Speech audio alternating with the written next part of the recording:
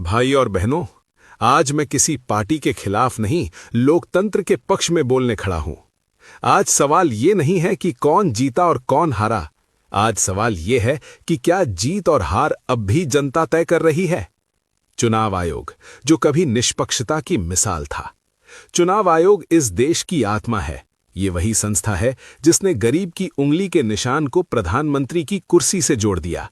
लेकिन आज पहली बार देश पूछ रहा है कि क्या चुनाव आयोग पूरी तरह स्वतंत्र है। 2023 का नया कानून चिंता की जड़। 2023 में सरकार ने चुनाव आयुक्तों की नियुक्ति का कानून बदला। अब नियुक्ति करने वाली समिति में 2 सदस्य सरकार के, 1 विपक्ष का। भाइयों और बहनों, अगर अंपायर को चुनने का अधिकार एक ही टीम के पास हो तो मैच निष्पक्ष कैसे होगा। अब सवाल उठता है, जवाबदेही कहां। इस कानून में यह भी कहा गया कि चुनाव आयुक्त अपने आधिकारिक काम के लिए मुकदमे से सुरक्षित रहेंगे। हम पूछते हैं, क्या इतनी छूट किसी और संस्था को मिली?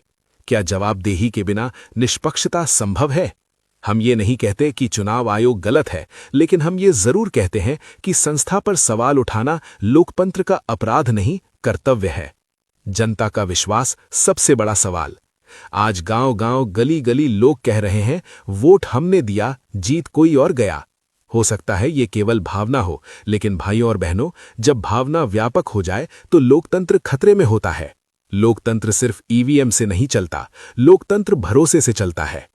इसीलिए देश की जनता आज सुप्रीम कोर्ट की ओर देख रही है।